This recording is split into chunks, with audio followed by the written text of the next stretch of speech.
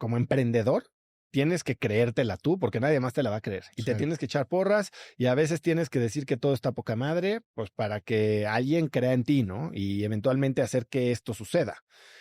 Tú como fundador eres este buffer, este colchón entre el mundo agresivo real y tu equipo. No puedes llegar a chillarle a tu equipo todos los días de que todo está de la chingada porque entonces se van. Sí, claro. Pero por otro lado, eso genera un estrés tremendo en el psique del emprendedor y es una vida muy solitaria.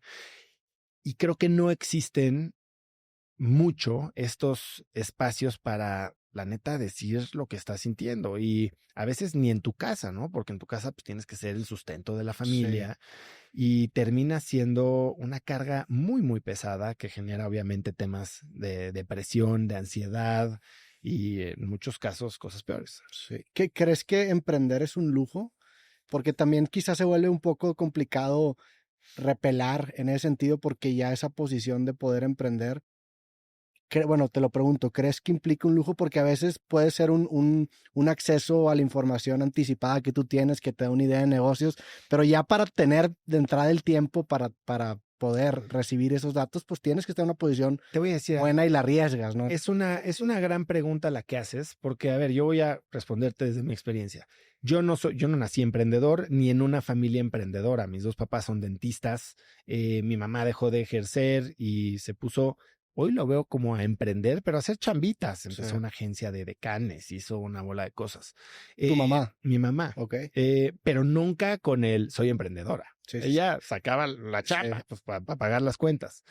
Y yo veía que en mi época, yo tengo 46 años, o te programabas para escalar la carrera corporativa y conseguir un trabajo digno, o venías de una familia empresarial y entonces tenías el privilegio de emprender. Yo creo que hoy ya no vivimos en ese mismo mundo.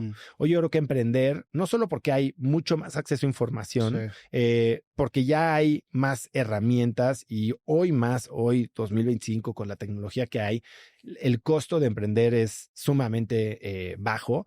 Creo que ya emprender es una elección y también lo tenemos que ver.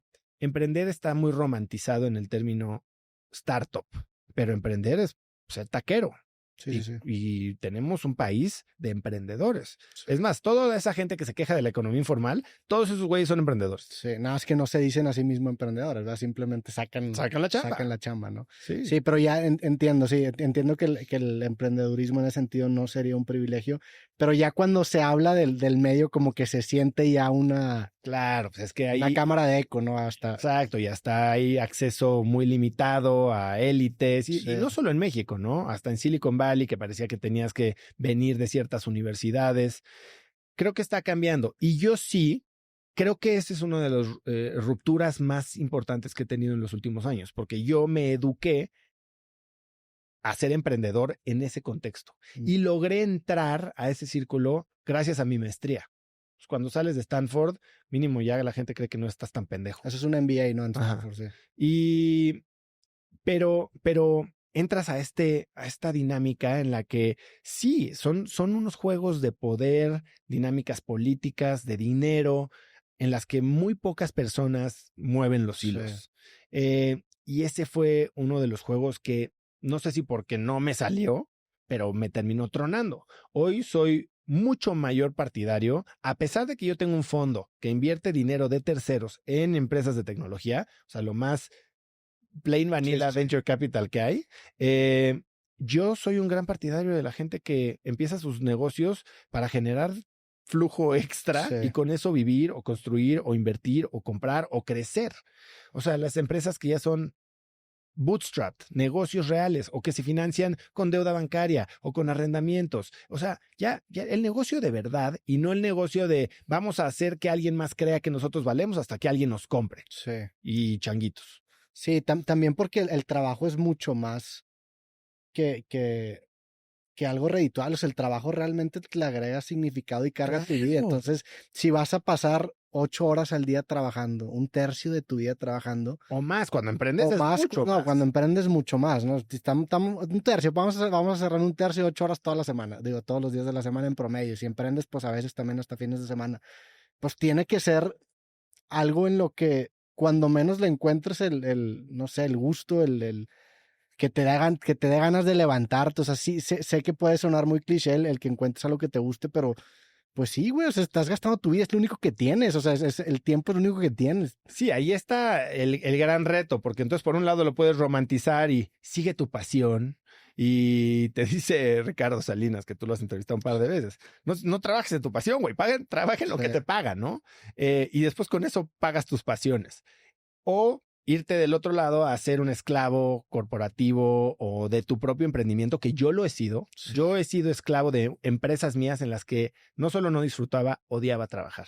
Y ¿sabes qué es lo más cabrón? Que no hay nadie a quien echarle la culpa. Claro. Porque todo lo decidiste tú. Creo que si logras entender que lo que estás haciendo hoy, sí, a ver, nadie disfruta hablar con contadores, nadie les gusta irse a parar al SAT, pero si entiendes que es parte de un proyecto que tiene impacto, que te está ayudando a aprender, a crecer y a mejorar la vida de alguien, creo que lo hace mucho más, no solo llevadero, sino disfrutable. Sí creo que también, digo, obviamente no creo que exista solamente un camino, porque definitivamente si se te presenta la oportunidad de mediante el uso de tecnología generar riqueza de forma exponencial y solucionar el problema, claro que tómalo, ¿no?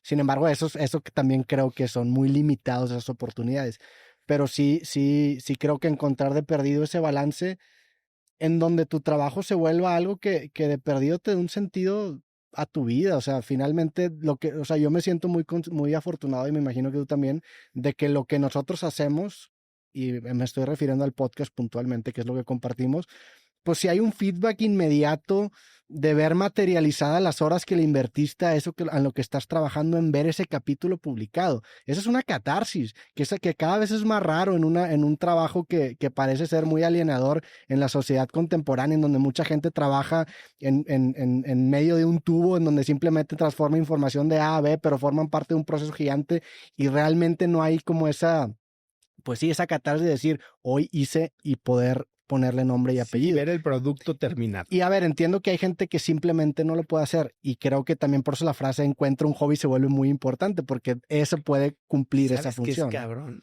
Yo no tenía hobbies. ¿Y sabes qué es lo que más yo envidiaba? Envidia de la buena, no de la mala, porque he tenido envidia de la mala. De la buena, a la gente que hablaba con pasión de algo. No me importaba si eran timbres, monedas, puros, vino, golf, lo que sea. Yo decía, puta, qué increíble poderte llenar de algo tan inservible. Sí. Y hoy creo que sí tengo más hobbies, y me siento muy feliz. Sí, pues es que también, pues digo, ya para quizás salirnos un poco del tema existencial, pues güey, ¿qué no es confeti? ¿Qué no es un camino inventado? Hablaba con Ángel Sagún, el fundador de Albo, y él tiene en su escritorio, no sé si en su escritorio o en su bolsa, no me acuerdo cuál era de las dos, pero trae una como botellita de cristal con todos los planetas a escala. Okay. Y le digo, ¿por qué traes esto? Me dijo, para acordarme de qué tamaño soy. Sí. Y que mi pedo más grande es insignificante. Pues somos un pale blue dot en el cosmos, como decía Carl Sagan, ¿no? Pero también eso vuelve bonita la vida. O sea, finalmente, sí, a pesar de en ese sentido ser muy insignificantes, insisto, es lo único que tenemos, güey. Pues hay que aprovechar. A ver, ahorita una pregunta. Yo tengo un amigo que se llama Jorge Combe. Okay. Que se lo deberías de traer un día. Ese güey sí está loco. Es sumamente inteligente. Su mente va a 4,000 por hora. Pero hablábamos, y se preocupa de la inteligencia artificial y la singularidad. Y hablábamos de qué pasaría si creemos primero que vivimos en una simulación, ¿no? Y tú dices, ahorita es todo lo que tenemos. Yo te pregunto, si hoy te dijera ya, garantizado, firma aquí, esto es una simulación, ¿cómo reaccionarías? Así, si me lo firmas. Firmado, ya vino Dios o quien sea y te dijo sí. Es que yo creo que podemos llegar a tener pruebas contundentes de que vivimos en un universo determinista, que sería la manera mamadora de decir que vivimos en una simulación, que básicamente formamos parte de un sistema en donde, si conocemos todas las variables, podemos realmente calcular el estado. Eso es una simulación, ¿no? creo que podemos entender que eso sucede, pero ya que internaliza ese conocimiento es otra cosa completamente distinta. ¿A qué me refiero? Creo que siempre vamos a seguir teniendo esa ilusión de libre albedrío, esa ilusión de que no estamos en una simulación porque nuestra cabeza no da para entender la cantidad de variables. Esta es la pregunta a la que quería llegar. Yo digo, pues no hay diferencia en que sea. No hay diferencia. Sí. O sea, ok, este es el juego.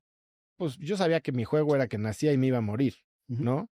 Pues lo voy a ganar o lo voy a jugar lo mejor que pueda o me la voy a pasar bien jugándolo, pero no cambiaría nada para mí. No, no sentiría que soy insignificante, más de lo que lo soy. Pues a ver, ya como está la arquitectura de la vida, pues ¿qué más insignificancia quieres, carnal? El universo tiene 13,000 millones de años, tú vas a vivir 80, güey. En un punto azul, en medio del cosmos. Entre los que hoy somos 8,000 y pasado mañana vamos a ser 15. Es exactamente, para mí también comparto esa parte de que el sentimiento y relevancia pues sería muy similar.